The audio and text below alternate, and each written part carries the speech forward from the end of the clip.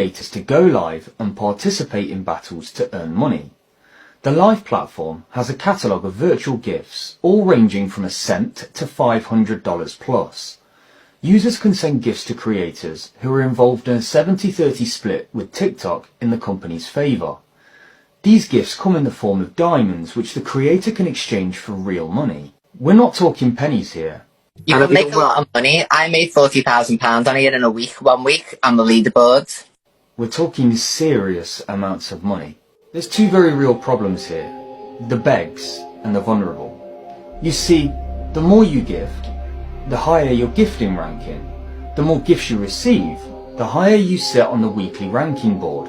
Now this has led to a community dubbed TikTok Begs, who are all in very fierce competition for #1 spot. The TikTok Begs are a community of people who sit on TikTok Live for sometimes 10 hours a day, battling for gifts and, as they call it, support.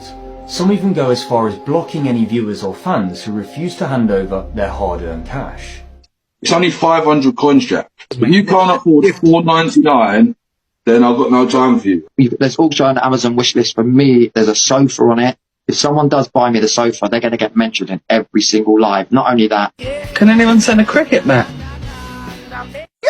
Yes, Corey! Yes, Corey! Rich people only, let's go. Tamsin, keep blocking them. Rich people only, let's go. And she's sitting there, never gifted me a fucking rose in her life, acting like she pays for my fucking nails and my lips and my fucking eyebrows. You ain't paid for shit, honey. The greed is there for all to see, with some creators flaunting their inherited wealth, which is being extorted from potentially vulnerable people in a pressure-selling-like way. Did you say this is not a job? This is a fucking job. Do you understand? This is a job, right? And guess what? It pays more than a doctor, more than a nurse, more than your fucking gynecologist or whatever the fuck you want to call them, yeah? Yeah, it's not getting, like, you're not doing well at home. You're not doing well at home. That's what it is. Your missus is laughing at you. And then she comes and watches G instead. It's not my fault. Now this is where it gets real. I want to talk about one of many victims I've met on this app. I want to call him Gary. His name has been changed to protect his identity. Gary suffers from mental health issues, depression, and spends his days feeling alone and unwanted. Gary started communicating with TikTok creators on their live streams, almost in a desperate plea to make friends and feel included. Within no time at all, he was sucked in, and in late 2022, Gary's debts had risen to north of $35,000, maxing out credit cards, payday loans, and even PayPal credit and his own salary. If you look at the concept of TikTok battles, it's very similar to gambling at a casino. The difference is, you can actually win at a casino. The only thing Gary won himself was a community of fake friends who would purposely invite him to their live streams in hope they'd gain financially from his depression-fueled drunken behaviours. The only winners in this casino is TikTok and its creators. When you take a closer look at these TikTok begs, you'll notice striking similarities between them. Narcissistic personality disorder. If you've ever met a narcissist, you'll know they have an inflated sense of self-worth. They'll happily manipulate a situation to get what they want, and they won't care about any destruction they leave behind. I was recently sent an audio recording of a private phone call between a few creators who have been accused of begging.